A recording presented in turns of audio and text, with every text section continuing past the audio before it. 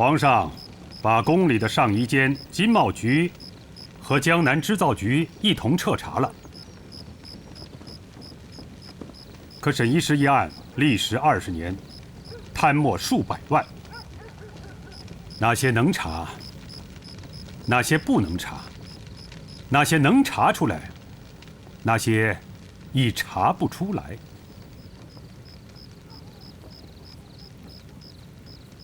还望诸位身体圣意，秉承天理国法人情，行于所当行，止于不可不止，给朝廷一个交代，也给众目睽睽一个交代。赵某不才，蒙圣上不弃，兼委以江南织造局、浙江市舶司之职。今年的50万匹或与西洋的丝绸要都织出来，胡步堂脚窝的军需要源源不断的接济。沈安的事情我就不能细问了。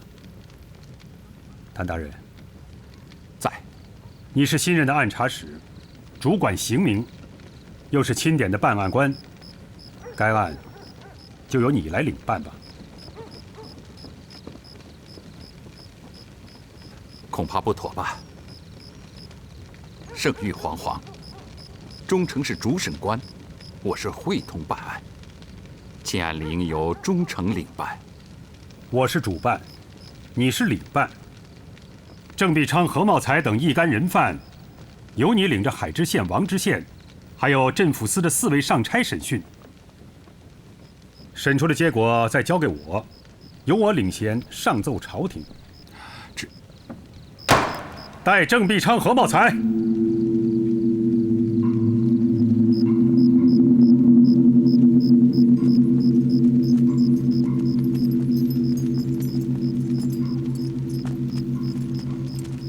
跪下。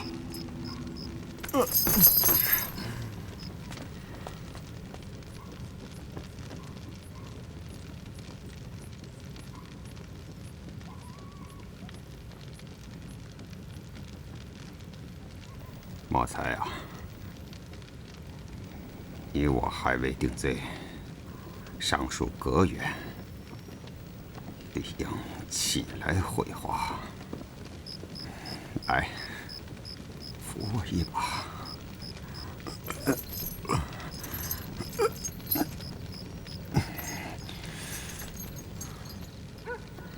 赵大人，皇上的旨意上，是不是要我们带着刑具受审啊？如果没有，请给我们去掉刑具，设座问话。谭大人，你说呢？圣旨上当然没有让你们带不带刑具的旨意，但你们想知道皇上是怎么看你们的，我可以念几句旨意给你们听。上谕：朕4季常服不过8套，换干洗拭，推衣易制，藩王使臣、官吏将士，节用之禄项军国之需，无时不念国部之艰，民生之难。去料一蚕一茧，一丝一缩，皆吞没于群妒之口。如此吞丝剥茧者，若不一丝一缕从口中吐出，朕欲容之，比苍者天，岂能容乎？郑必昌，你不是问皇上要不要你带刑受审吗？旨意你听到了，对你们这些巨妒，皇上想宽容你们，苍天也容不得你们。跪下受审。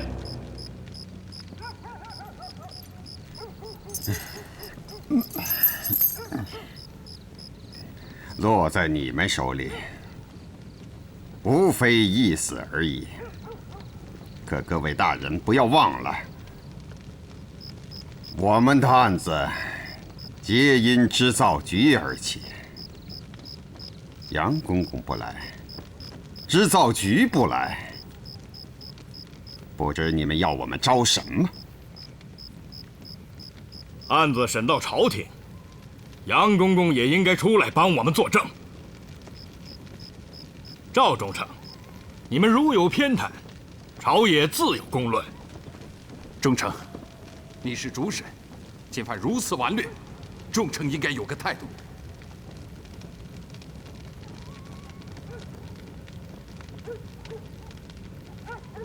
几位上差，是否请杨公公出来和他们见一面？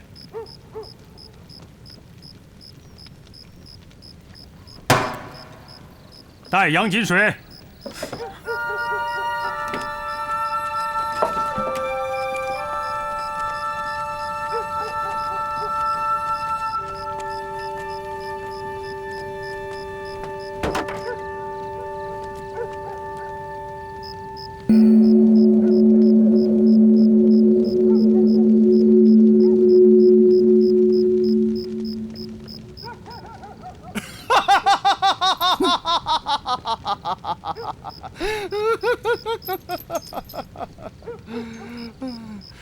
请问赵忠诚，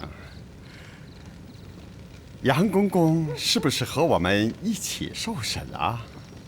将杨金水即刻押送京师。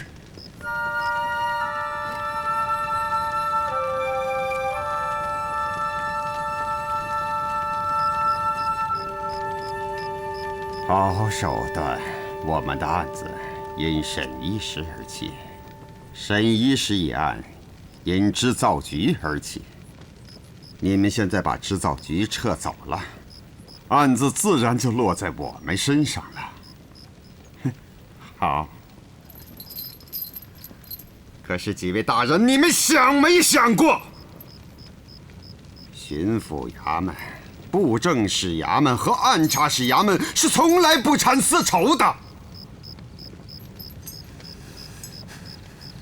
赵大人，各位大人，但不知接下来你们问什么，怎么问？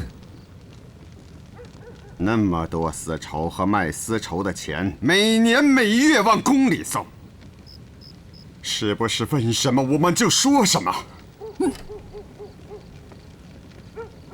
扯上谁我们就供出谁。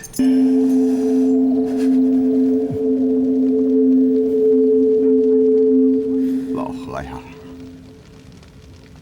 没有人救我们了，不为自己，为了家人，我们也得自救。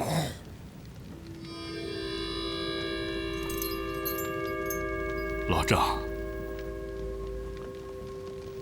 同僚这几年，我是一直都看不起你。今天，我他妈谁都不服，我只服你了，心服口服。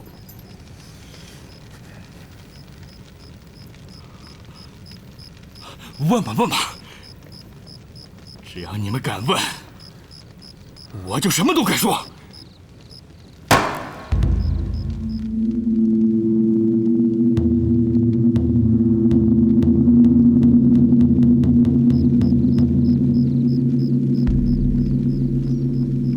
我现在就问你，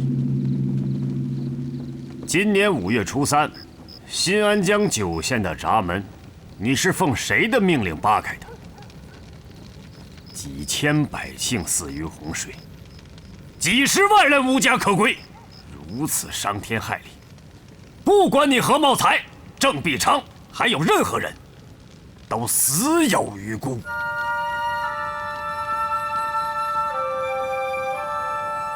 居然还要挟我们敢问不敢问！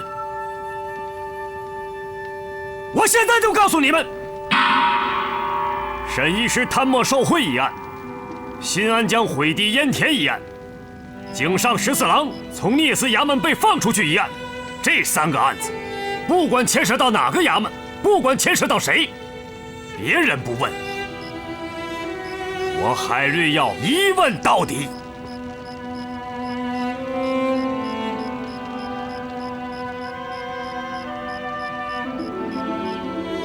那牵涉到宫里的呢？上一谏。金茂局、真公局，皇上已经下旨彻查，宫里还有谁牵涉到这些案子？你们现在就说。说。赵忠诚，大奸大恶，从来冥顽不灵。郑必昌由谭伦谭大人会同北镇抚司2位上差审讯。何茂才由海知县王知县会同北镇抚司另2位上差审讯。供奉圣命，身为主审，我把话说在前头。如果这2个人为了逃避罪责，胆敢诬陷朝廷、诽谤圣上，大明律法第1条第2条在，各位都知道该怎么做。那个海瑞是个南蛮，谭子礼，你怎么也不懂事？出去！我不知道忠诚这话是什么意思。你真不知道是什么意思，我就教你。谭子礼，你是谁的门人？忠诚有话就直说。那我就直说。你谭伦是誉王的门人，我赵贞吉是徐阁老的门生，徐阁老又是誉王的师傅。皇上把你、把我，还有誉王举荐的2个7品小官都派来审这个案子，圣意为何？当然是为了清除奸党。还有呢？还有就是要看看誉王爷这边的人可靠不可靠。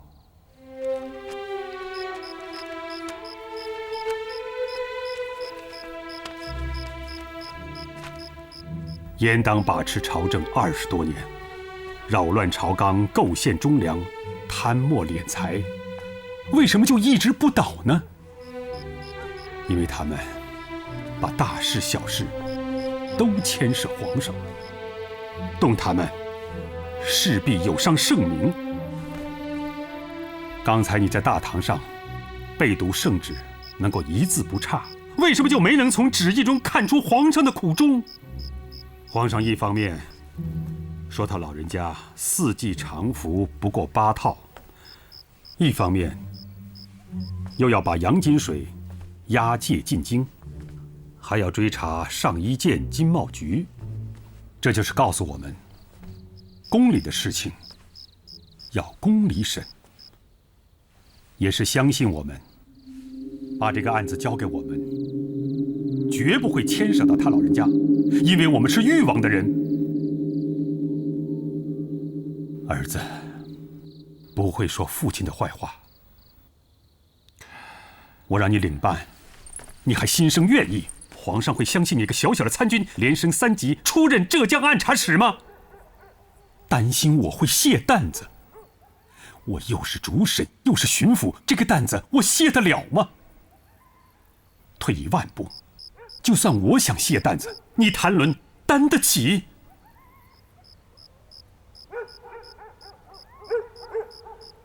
你也不想想，郑必昌、何茂才一门心思想把事情往宫里扯，往皇上身上扯。那个海瑞不知道轻重，4个锦衣卫就坐在那里，我们2个都卷了进去，事情闹大了就没有退路。这一点你怎么就不能领会呢？你又没跟我交底，我又不是你肚子里的蛔虫，怎么领会？那我就给你交底。第一，倒盐就不能牵涉皇上，牵涉皇上就倒不了盐，还会牵祸于誉王他们。不为你我安危想，为誉王爷、徐阁老那些朝中砥柱想，我们也万万不能有一个字牵涉到皇上。第二呢？你觉得胡汝贞这个人怎么样？还算谋国之臣，就是倒盐也不能一篙子打倒一船人，像胡汝贞这样的人我们就得保。还有那些名义上依附严党的人，其实都是皇上看重的人，我们都得保，不保他们，反而抬高了严党。自然该保啊。今年5月毁堤淹田的事情，就一个字也不能问。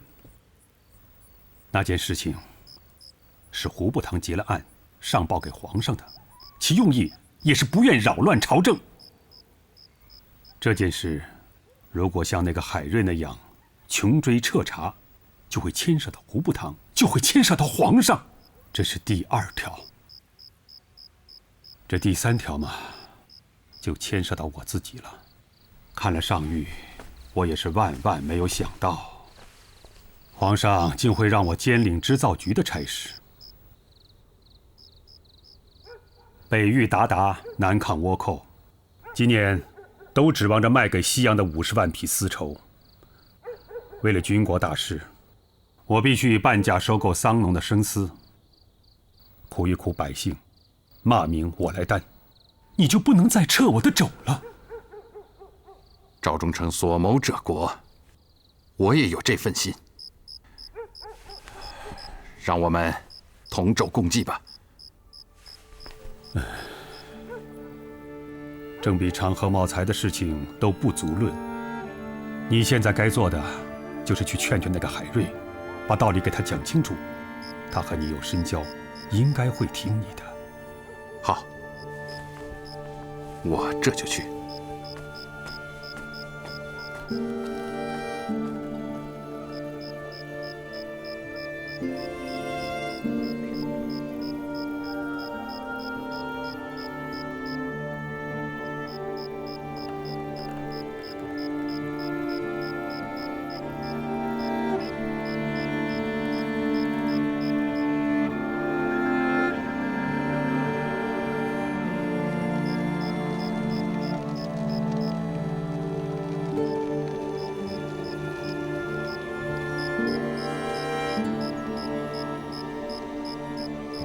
不用想了，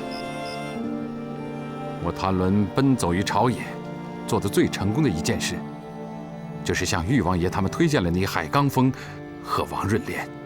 尤其是刚峰兄，你审镇比昌何茂才的供词，得到了皇上的这道旨意，已经是有大功于社稷了。救思民于水火，清君侧于一役，这都是最后一战。听赵忠诚的，我们戮力同心吧。我现在不能说答应你，也不说不答应你。谭大人，上谕派我们来审案，如果不审就定案，何必要我们来审？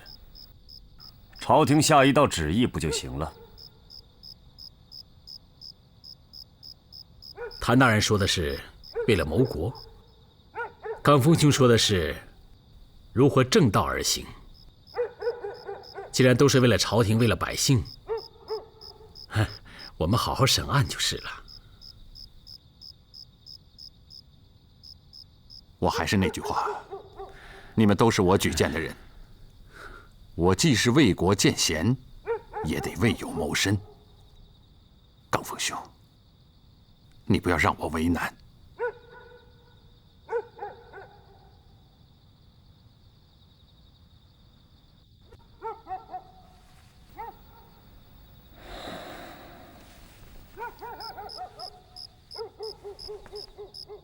先审案吧，只要是真正为了社稷，为了百姓，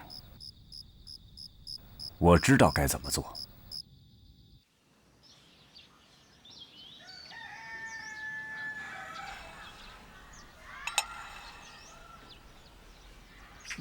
大人，这样的话，小人实在不敢记录啊。那就先停下来，这一段不要了，重审。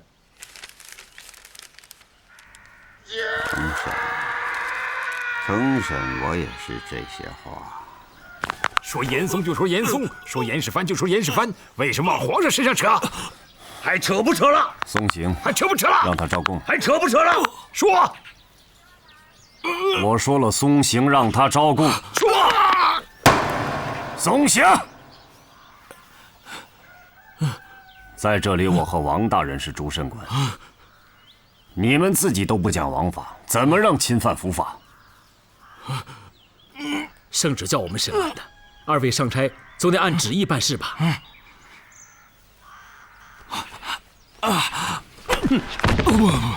同朝为官，如同乘一船，风浪一起，先落水后落水，谁都不能幸免。各位大人，大明朝不止我一个郑必长，换上谁来做这个官，都会像我刚才说的那样去做。谭大人，你现在已经是浙江按察使了，干上1年半载，你就都明白了。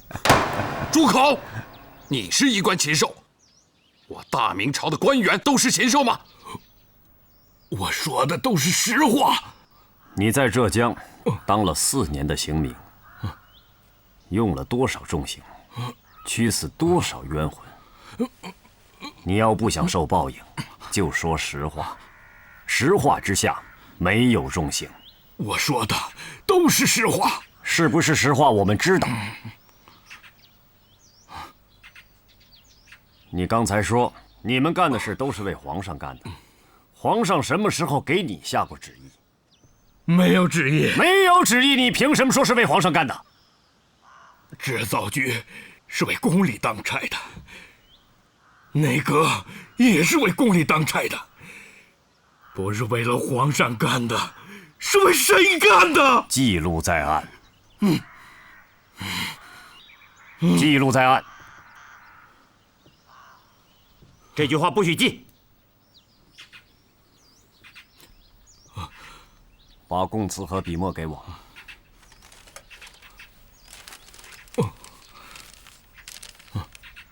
你现在没有事了，可以出去。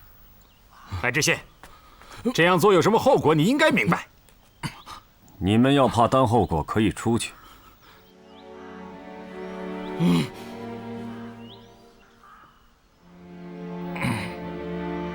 我们走。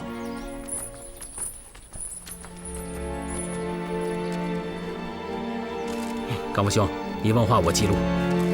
不必了，我一个人问，一个人记，你在边上听着就是。清案不能够问官记录，记录了也不能立案。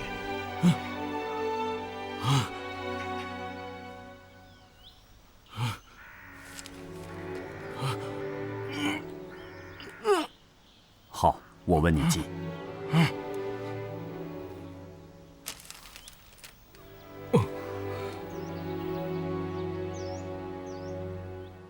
文官袍服上织的是禽，武官袍服上绣的是兽。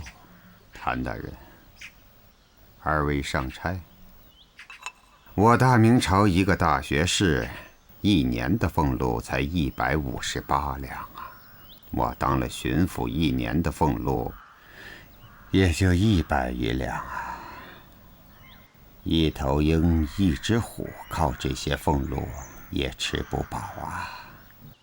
穿上这身袍服，你我哪个不是衣冠禽兽？狗娘养的！上差，你今天这样对我，明天别人就会这样对你。你贪饱了，吃肥了，这个时候却把事情四处里还扯，竟然敢往皇上身上扯！老子告诉你，唐朝、宋朝最多是诛灭9族，我大明朝可以灭你的10族。扶他起来，看他怎么样了。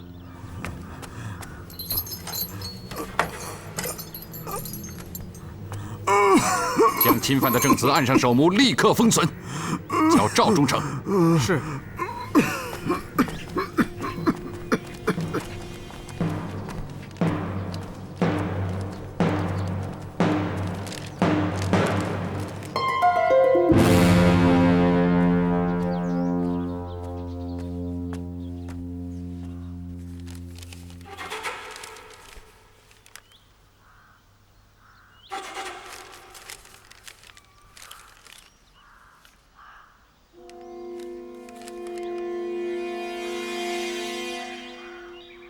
你说毁堤淹田是杨金水的主意，证据何在？没有证据。要找证据，你们可以去找杨公公。何茂才，你也是两榜进士，这个时候把罪名往一个疯子身上推，你不觉得汗颜吗？他疯不疯不关我的事。你是浙江按察使，胡步堂当时是浙直总督兼浙江巡抚。这么大的事，胡步堂竟不知道。你也不请示胡步堂，你就会听一个织造局总管的话。何茂才，你这样的供词，能蒙混过关吗？当时杨公公是说奉了上面的意思，我不能不听。你说的这个上面是谁？是谁？他说的上面我怎么知道？丧心病狂！你们二位停止审问是对的。像这样的供词，万万不能递上去。但侵犯也不能没有供词。下面该如何审？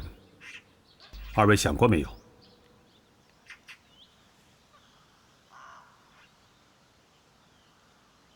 郑必昌已经不能开口说话了，下面只能让他自己写供词。可依我所看，让他写，也还是这些。那就抓紧先审何茂才。何茂才那边审的怎么样了？回忠诚大人，审何茂才的2个上差来了。海知县和王知县呢？回忠诚大人，海知县、王知县没有看见，只有2个上差在前厅候见。快请进来。是。何茂才，我将你刚才的话归纳一下，你听清楚了。王大人，请将我的话记录在案。你刚才说今年5月，毁堤淹田的事是杨金水的主意。可杨金水只是一个织造局总管，他并没有权利调遣你按察使衙门的兵丁。你又说杨金水是奉有上命，你不敢不听。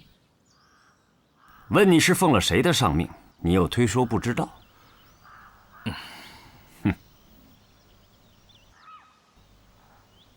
其实你知道。杨金水直接归司礼监管，司礼监一向是奉旨意行事。你说的这个上命，就是司礼监，是皇上。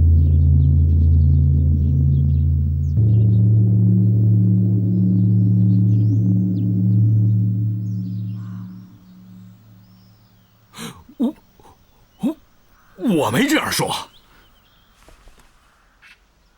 我最后再问你一句：毁堤淹田是谁叫你干的？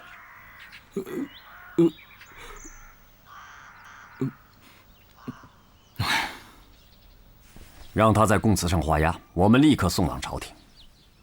画押。啊，画押吧。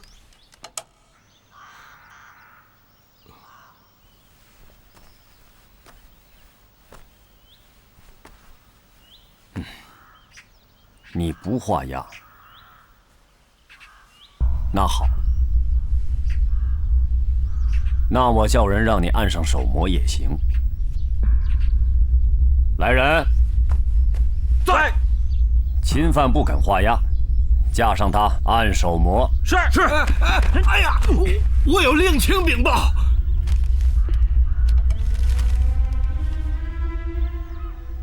毁堤淹田。是小阁老写信让我们这样干的，先把那9个县淹了。可是杨公公也知道，这世上哪有金汤一般的河堤，哪有金汤一样的堰沟？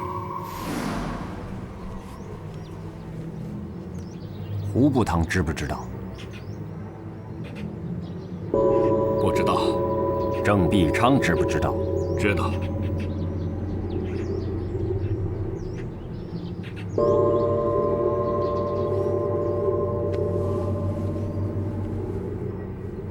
画押。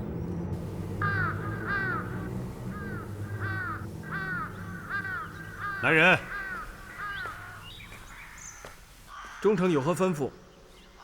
立刻叫几个人，把树上那些乌鸦的窝都给我拆了。听见没有？是。郑必昌已经铁了心，不惜一死，也不会写出真实的供词。现在的案子，只能是落到何茂才的身上了。谭大人，你这就去找海知县王知县，把何茂才的供词立刻封存，立刻送来。我这就去。我们也告辞。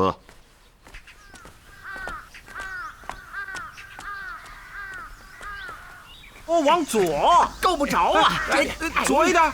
哎呀，还是够不着。左，哎呦喂！哎呀，搬梯子，搬把梯子来。对，走。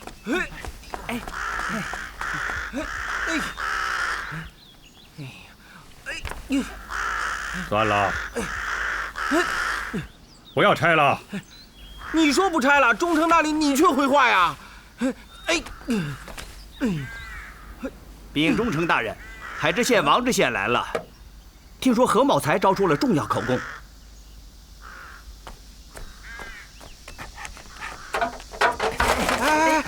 不要拆了，不要拆了啊！怎么又不拆了？忠诚大人说不拆了。哎呦！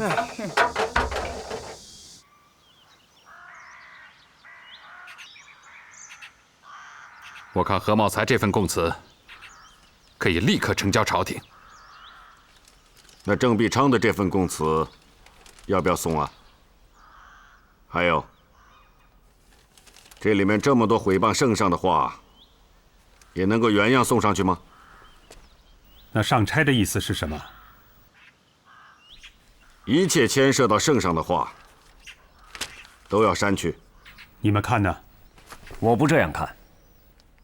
诽谤圣上，正可见郑必昌、何茂才已是无父无君之人。只有这样的人，才会干下这么多祸国殃民的罪孽。大明律法载有明文，凡是奉旨审案，务必将原供词一字不改呈交朝廷，呈交皇上。改了，便是欺君。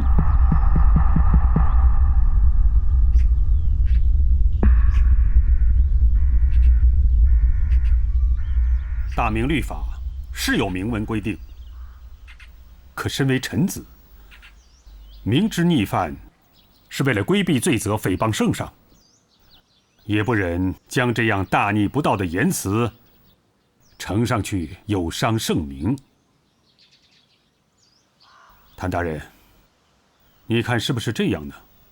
让海知县再审何茂才，按照镇抚司上差刚才的意思，另呈一份供词。各位大人，当然可以再审何茂才，也可以再审郑必昌。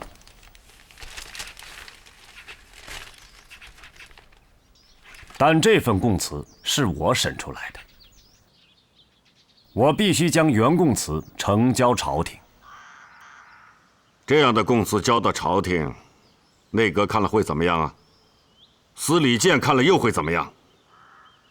怎么上奏皇上？如实上奏皇上。郑和二人狂犬吠日，我不知各位大人何以有这么多的忌讳。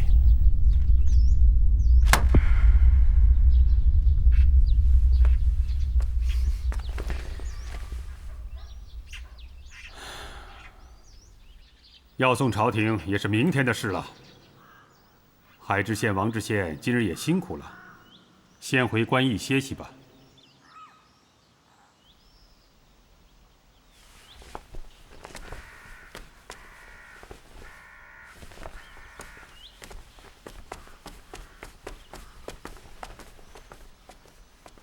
何茂才供词非同小可，真如所供，沈医师一案立刻便可审结。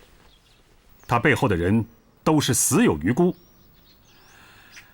可现在，钦犯为了逃避罪责，竟要把事情子虚乌有，影射皇上，这便是两难处啊！谭大人，你再辛苦一趟，去跟海知县说说，供词不能这样呈送朝廷。我可以说，但如果他坚持呈送，我们也无法驳回。他这样一意孤行，我们再另想办法。上差以为如何？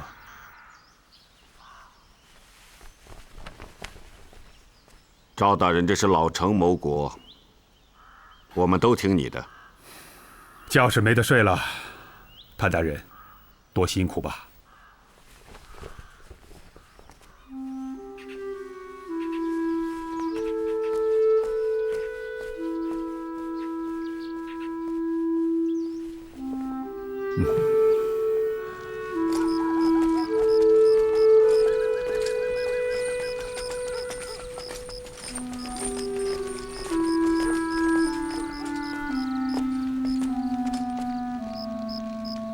所有的人在院外把守，不许一个人进来。是。来，快点！哎，来，我。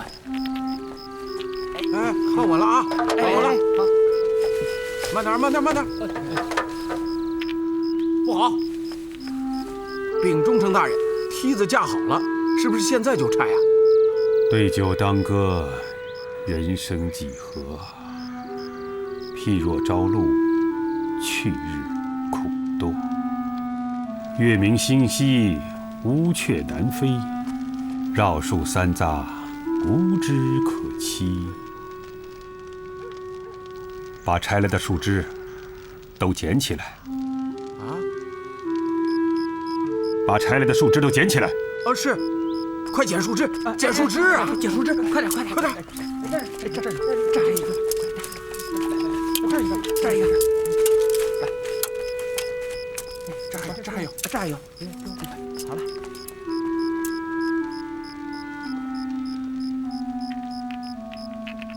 把树枝拿过来。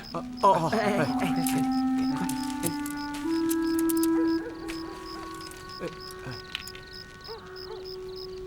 快，快扶好梯子！慢点。大人，你小心啊！稳着点，稳着，扶住了。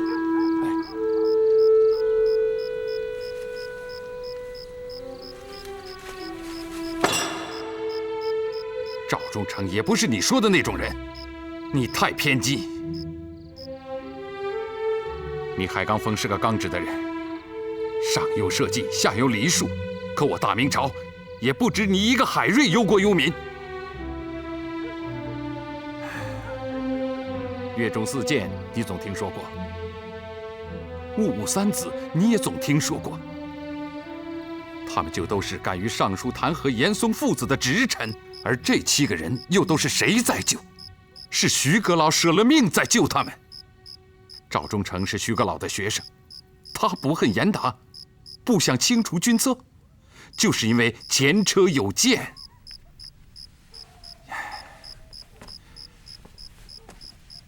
严党把持朝政20多年，直言参劾他们的清流就有100多人，其中被杀者20余人，被流放者30余人，幸免于刑被罢官者更不知凡几。为什么会这样？就是因为严嵩孤立皇上，闭塞言路，将他们所做的种种不耻之事都暗中牵扯到皇上身上，以致只要弹劾严党，变成了诽谤圣上。今天他们终于弄到国库空虚、无以为继的地步，这些事呈上朝廷之时，便是严党倒台之日。万世之功，一步之遥。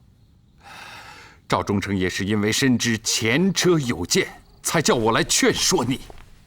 浙江一案万不可牵扯皇上，一旦牵扯皇上，又将前功尽弃，严党依然不倒。且将祸及朝中举荐你我之人。罡风兄，事可从轻，又可从权，这个道理你也不明白吗？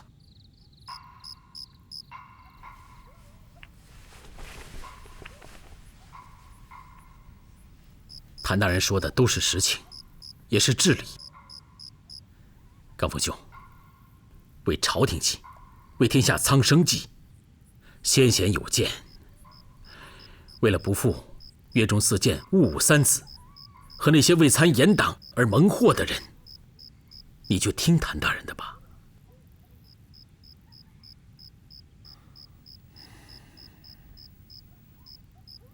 我不是岳中四剑，也不是戊午三子。我姓海，名瑞，字汝贤，号罡风。我只是个举人出身，出生于海岛蛮夷之地。若不是你坛子里的举荐，我连个区区的7品县令也当不上，最多干满这届南平教育，就回家侍候老母。我不明白，赵忠诚、谭大人何以把我海瑞看得如此之重？无非是我海瑞办事认真而已。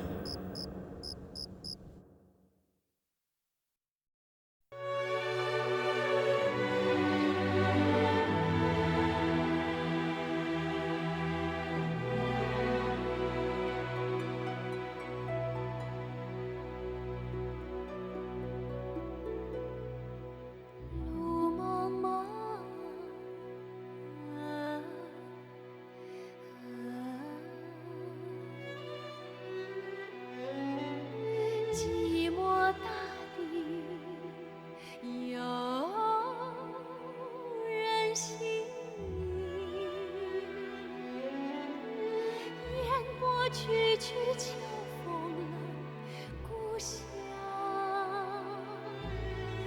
故乡月醉分明。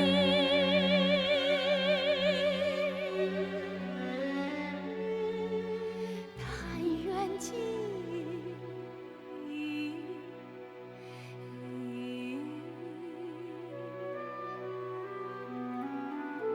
萧瑟山中感一程，登临西溪天下事，脚踏中原路不平。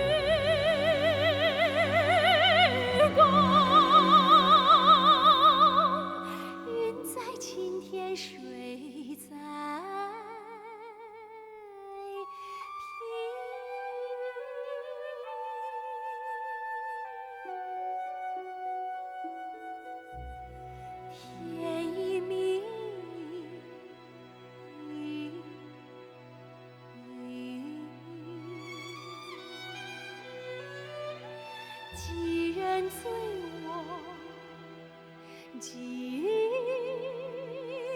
人醒，几人一梦惊风雨，七座是看海阔天晴，七做事看海。